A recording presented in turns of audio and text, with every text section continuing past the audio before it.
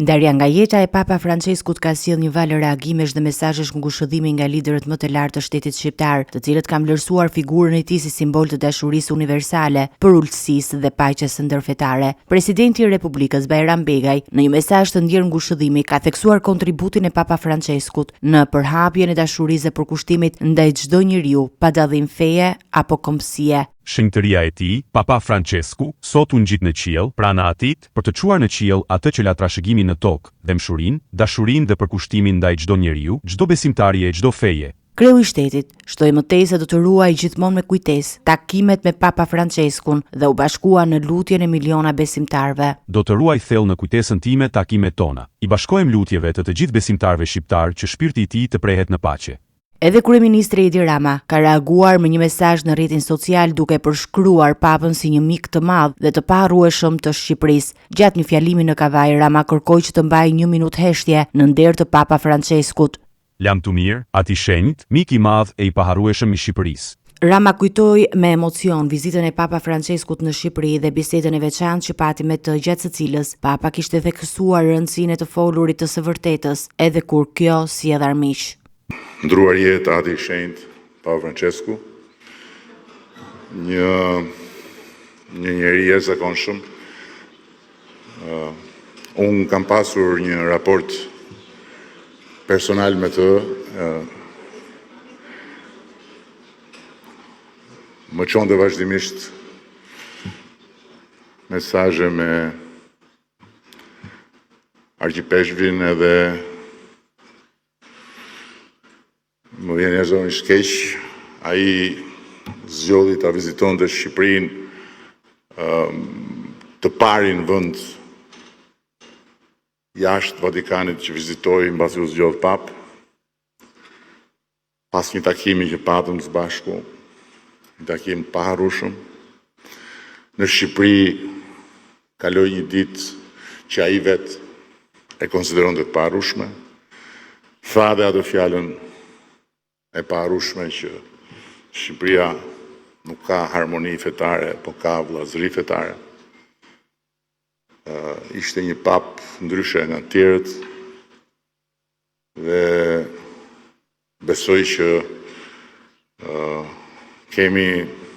kam mirë kuptimin tuaj, ta nderoj me 1 minutë heshtje dhe ta mbyllim këtu takimin.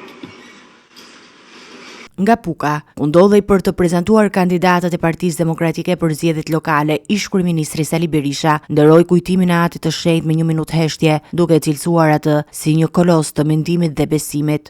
Shqiptarët kanë humbur një kolos të mendimit, të besimit tek Zoti, por dhe të dashurisë dhe respektit për njeriu. Nga ana e saj, kryetaria e Kuvendit Elisa Spiropali, përmes një reagimi në rrjetet sociale, ka shprehur dhimbjen për humbjen e Papës, duke e cilësuar atë një figurë të përkushtuar ndaj më të varfërve dhe marginalizuarve. Mëngjesin e së hënës së Engjëllit përfundoi rrugtimi toksor i Papa Franceskut. Jeta e këtij dishepullit të Jezu Krishtit ju kushtua shërbimit të Zotit, të kishës, besimtarëve, njerëzve, bashkëjetesës dhe drejtësisë shoqërore. Ati i shenjtë ishte mbrojtës i fuqishëm i më të varfërve, më të dobtëve dhe më të marginalizuarve, të cilëve u kushtoi gjithë jetën dhe dashurinë e tij.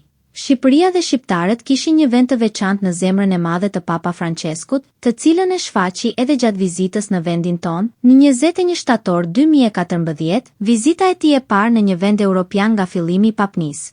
Takimi me atin e shenjtë në tetor të vitit 2024 do të mbetet ndër kujtimet më të bukura të jetës sime. U preh në paqen e Zotit. Ngushëllime kanë ardhur edhe nga lider të rajonit. Kryeministri i Kosovës Albin Kurti në një mesazh të ndjerë theksoi për ulësinë dhe dhimbshurinë e Papa Franceskut. Në këtë të hënë të Pashkëve, një ditë shprese dhe ripërtëritjeje për të krishterët anë mban botës, vajtojmë ndarje nga jeta të shenjtërisë së tij, Papa Franceskut. Trashëgimia e tij e përulësisë, drejtësisë dhe dhimbshurisë do të jetojë përgjithmonë. Në emër të popullit të Kosovës, shpreh ngushëllimet tona më të thella. U pret në paqe.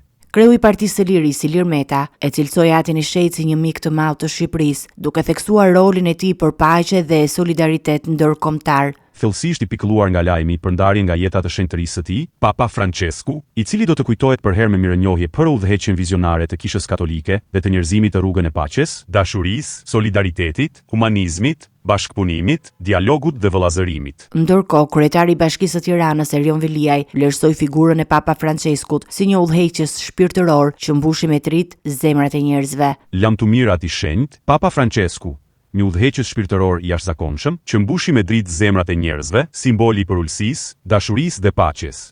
Ai ishte një mik i madh i Shqipërisë së shqiptarëve, e do të kujtohet me nderim për mesazhet e tij të mëshirës, për kushtimin ndaj të varfërve dhe për ndihmesën që dha në afrimin mes njerëzve dhe feve. Ngushëllime të sinqerta Kishës Katolike dhe të gjithë besimtarëve shqiptar për këtë humbje të madhe.